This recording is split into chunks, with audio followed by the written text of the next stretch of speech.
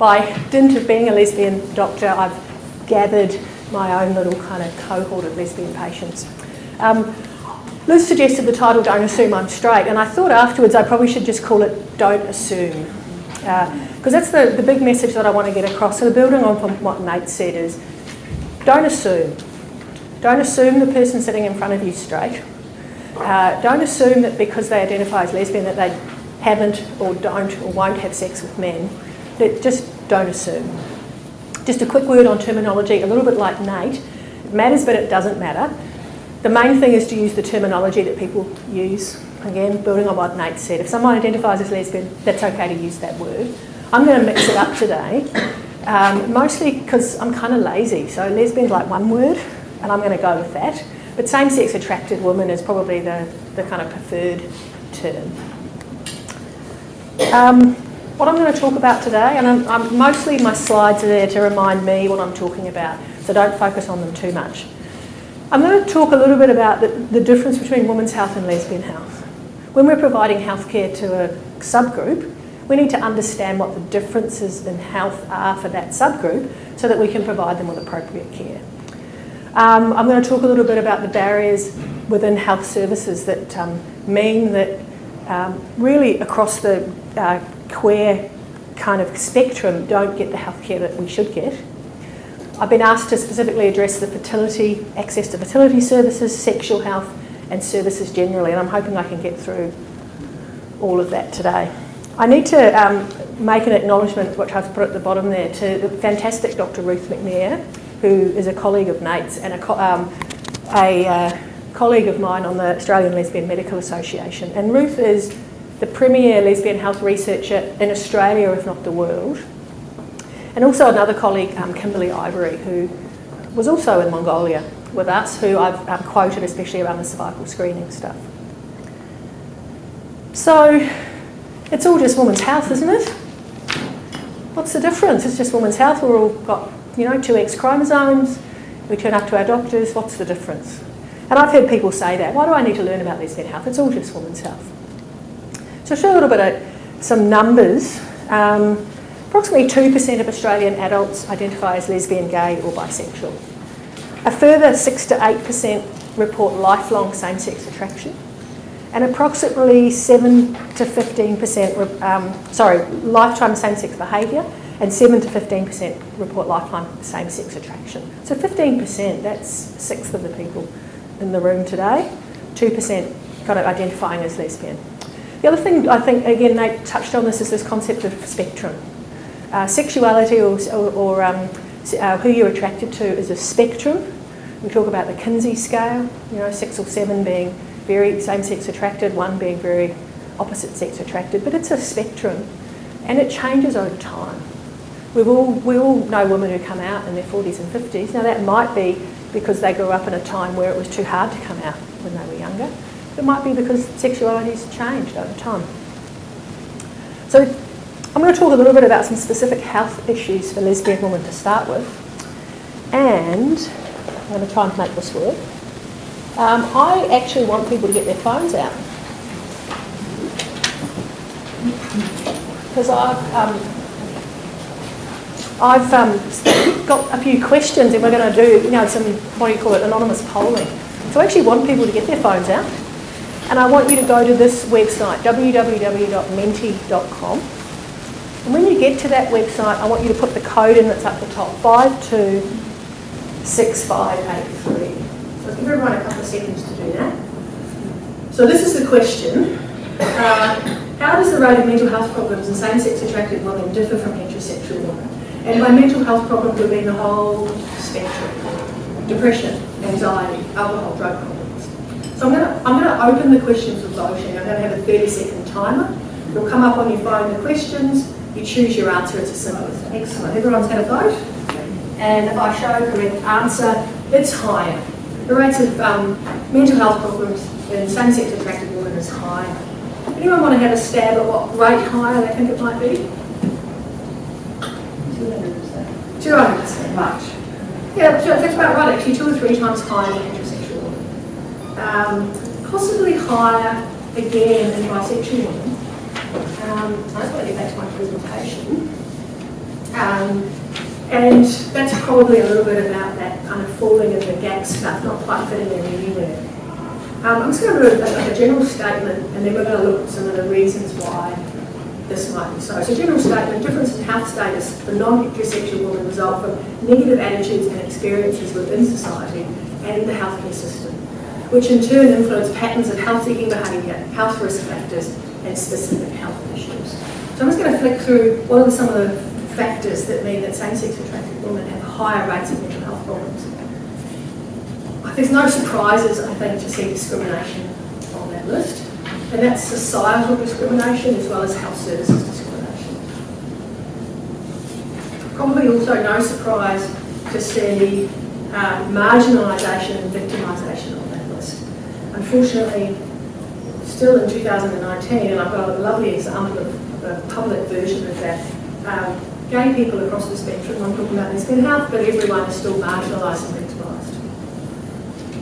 There's reported higher rates of abuse in lesbian communities, and social isolation is a really huge contributor to mental health issues. And again, it doesn't matter who we're talking about, but there's higher rates of social isolation, that word. And that's also about isolation from families. Conversely, when we talk about resilience in lesbian communities, countering social isolation makes a huge difference. Unfortunately, higher rates of alcohol abuse, and that's partly because of all that other stuff, but it's also partly because a lot of lesbian community activities revolve around activities that put alcohol as present, such as sporting activities, dance parties, etc. The health service discrimination stuff, I'm going to talk in a bit more detail about that later, but that's some of that assuming stuff. We're going to talk a bit about heterosexism, about assuming that people are straight, denying their expression, denying their sexuality, and what an impact that has on their mental health. And this is my example of a very public campaign that happened last year that was discriminatory, it was marginalising, it told people in the queer community that their norm wasn't really normal, and that the stats were in public. There was a huge increase in mental health issues that happened purely because of the horrible plebiscite, or plebiscite as I call it. Okay, we're back to voting. Next question. How does the rate of breast cancer in same-sex attracted women differ from heterosexual women? I've got slightly different options here. Option one is, and I haven't opened it for voting yet, we were talking first.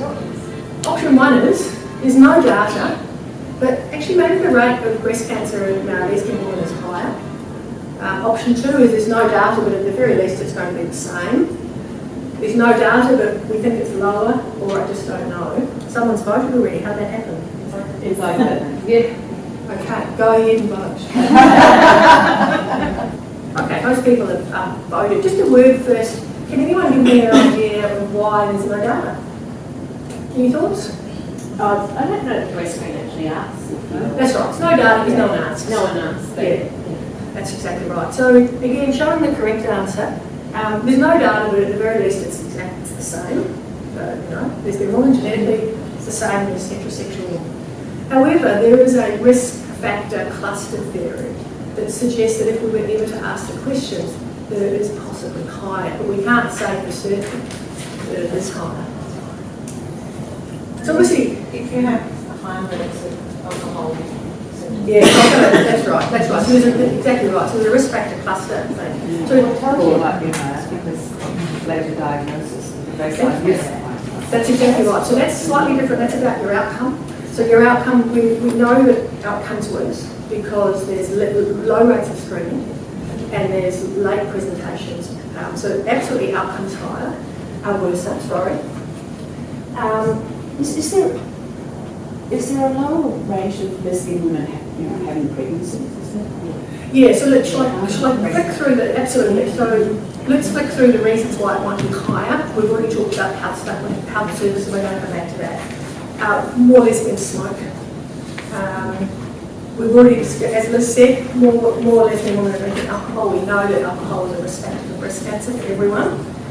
This is the hormone theory that you're that you're alluding to. So the hormone theory basically, and not even for a lesbian woman, states that if you're from a kind of a developing society where you've spent your entire life from menarche to menopause not actually menstruating, either pregnant or breastfeeding, therefore you're not exposed to your endogenous hormones, then you have a lower rate of breast cancer. When you move those women to developed countries, their breast cancer rate goes up.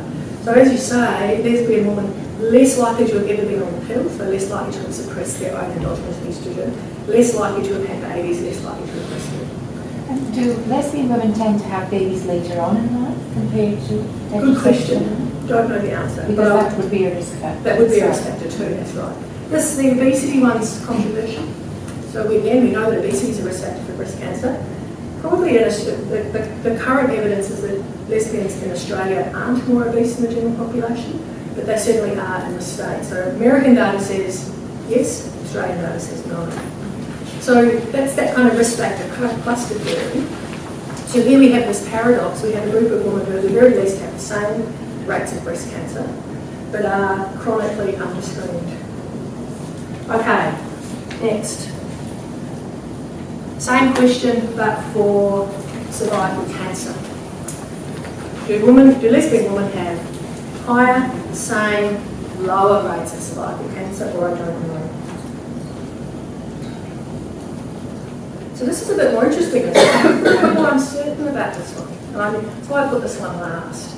And it's probably the classic one where lesbian women assume to have quite a different rate. So here's the right answer. Again, we don't really know, but at the very least it's the same. But there's an increasing body of evidence, again, using that risk factor cluster theory, but if anything, it might actually be slightly higher.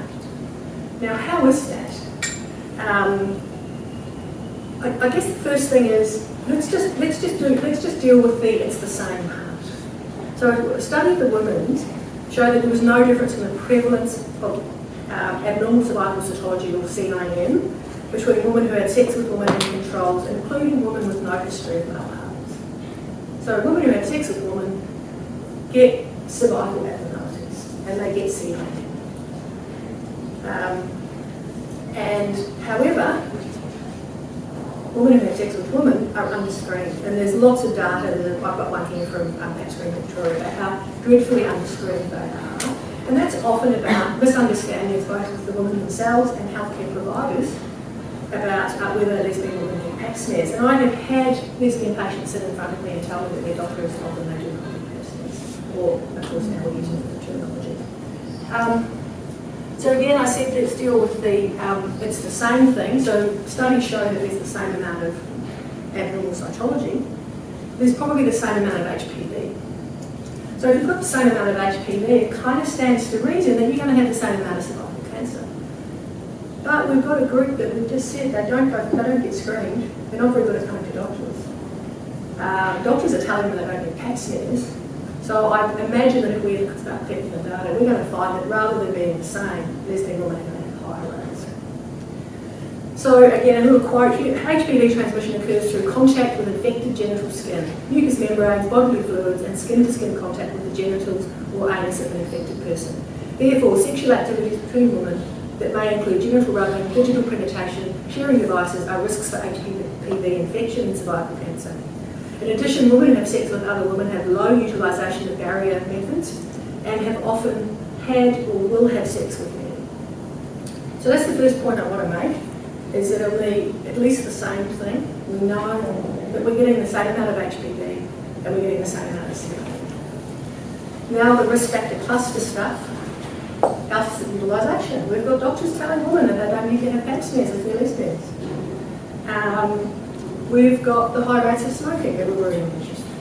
We've got the possible maybe rates of obesity, which apparently makes your persisting HPV more likely. We know that there's the drinking, and that's a dreadful photo, but it's supposed to be a photo of bacterial vaginosis, which is more prevalent in women who have sex with women, and is another factor that leads to persistent HPV, hence the risk for cervical cancer. So that's just, again, I said one of the things I wanted to do at the start was talk about what are some of the differences with lesbian health that make it different to lesbian stuff. And I need some puppies now, because I've heard all the bad stuff.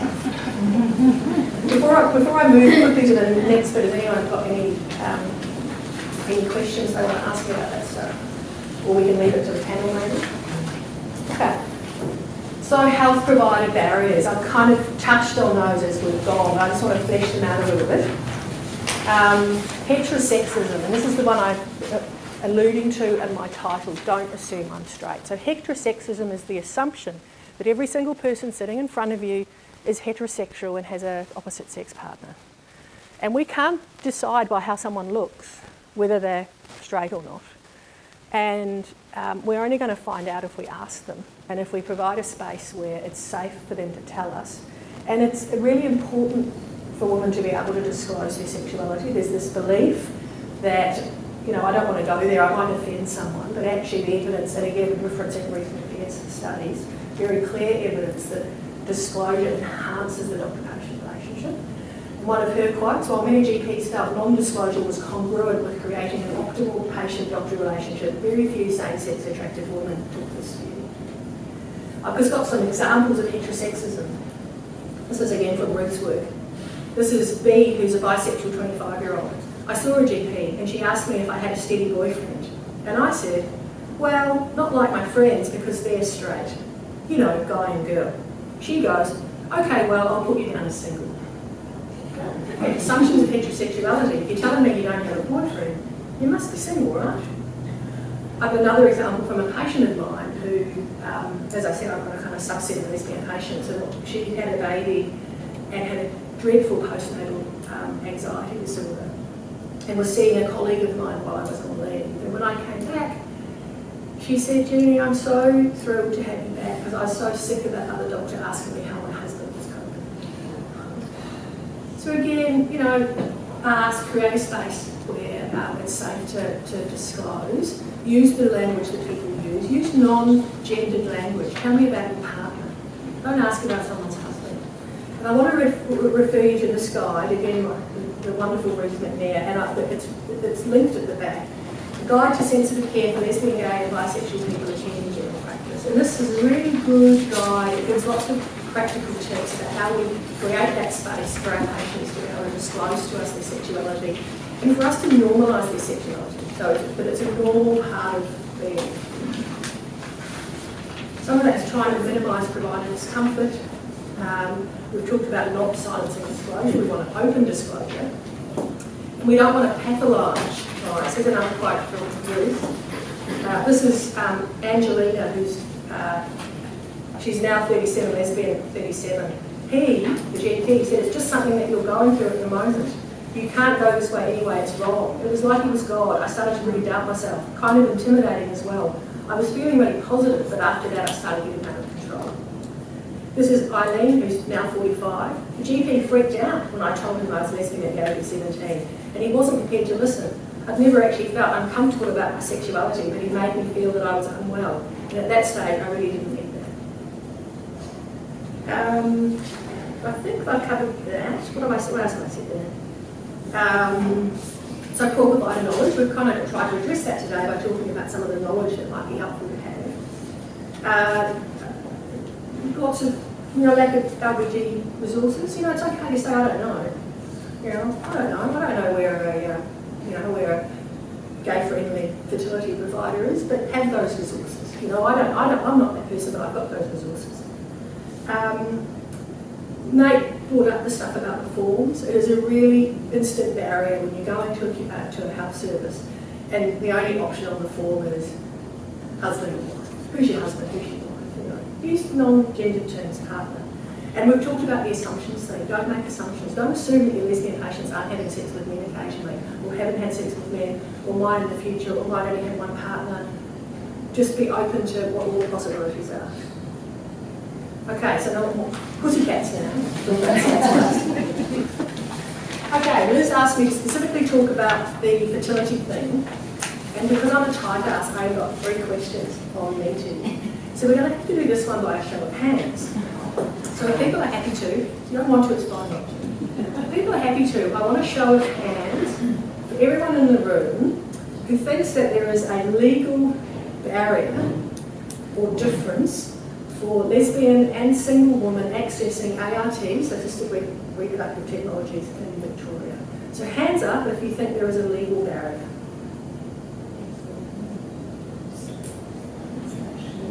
Okay. Hands up if you think there's no legal barrier. Hands up if you think there's no legal barrier. Yeah. So the rule's about 50-50. So the law changed in 2010, and there is now no legal difference between any human being accessing assisted reproductive technologies in the state of Victoria. You used I don't know about age actually, sorry, but certainly lesbians, single women, I presume trans people as well, can access. You used to have to go to New South Wales, and there's a hell of a joke in the lesbian community about all of the all-breed inseminated babies that are young children that are out there now, and they're all probably related. So the law in Victoria outlaws equal access to lesbians and single women, and that includes both parents go on the birth certificate and have full recognition. And I was confused by this. What's confusing is the Medicare rules. All right. So the legal rules is the same. The Medicare rules are also the same. Medicare rules state that you have to be infertile, medically infertile, to access IVF. So the difference with a straight couple is that they prove themselves to be medically infertile by simply shagging. And for a lesbian woman to prove herself to be medically infertile, they have to usually do a couple of rounds of IUI. Now, most of the clinics in Victoria are very generous. In 2 rounds of IUI, they're usually happy to tick the box and say that you're medically infertile. But actually, legally, there is absolutely no distinction. I don't have time to go into this today, but the kids are all right. In fact, not only are the kids all right, but most studies show that they do better than the children of heterosexual parents, especially in social indicators and social justice. Having said that, and here's another quote, 27% of Australian lesbian and gay parents report negative experiences with their children's healthcare that relate back to their own sexuality. So access to fertility stuff is actually just really easy. We just refer them. Kind of, straightforward, refer them. Having said that, 30% of lesbian women will still DIY at home, and we're going to need to help them with screening, help with assisting them with advice about getting that sperm screen for all those nasties like HIV and hepatitis B and hepatitis C. And they might want some ovulation advice from us. ART services can, if a couple don't want to do it themselves in terms of the screening, but most of the services in Victoria will screen and store sperm for one couple. And there's lots of queer-friendly services. And Nate's already mentioned rainbow fertility, but there's loads of the fertility docs at different places that are very queer-friendly, and I'm happy to give any names if anyone wants any particular names. Where are we up to? That was the babies.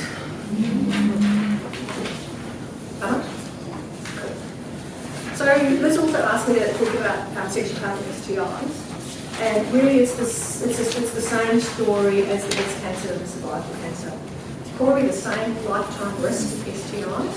Most people assume that lesbians don't get STIs, that women can't get other women STIs, they can. There's a low perceived risk by both the women and the doctors. There's a low uptake of barrier protection.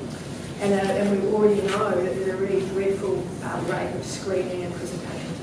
So if you've got them in front of you and you're doing that CST, ask them about chlamydia, just like you'd ask anyone else about chlamydia. And again, don't assume.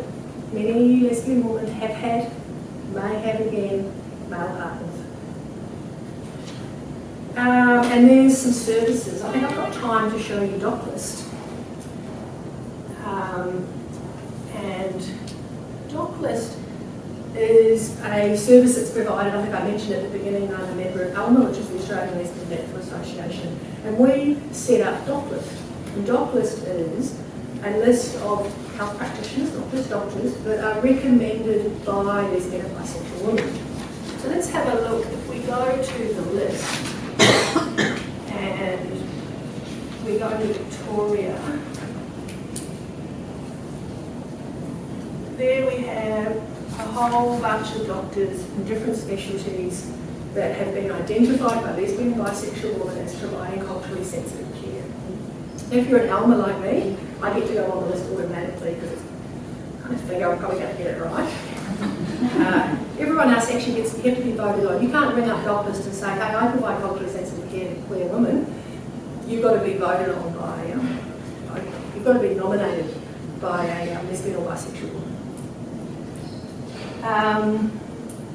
Northside Clinic, there's a lot of specialised clinics in town that provide culturally sensitive care. No, you guys taking any patients at the moment? Yes, I think so. And I wasn't patients, I wasn't sure about PNC. I wasn't sure how they were doing with lesbians these days. I wouldn't comment. Okay, so we'll leave it with Northside Clinic. Melbourne Sexual Health Service, fantastic service you all know about that provide, they see a lot of queer patients. Thorn Harbour Health, now Thorn Harbour Health is what used to be the VAC, the Victorian AIDS Council, and they recognised that their name was somewhat off-putting to a number of people because they actually provide a broad range of health services, including to lesbians, including good mental health services. Drummond Street Clinic does good mental health stuff, the Mine Room in Collingwood does good mental health stuff. Drummond Street have a queer space for youth mental health, and I've already mentioned Rainbow Fertility. If you're wanting a specific queer fertility service, or as I said before, there are loads of sensitive practitioners out there.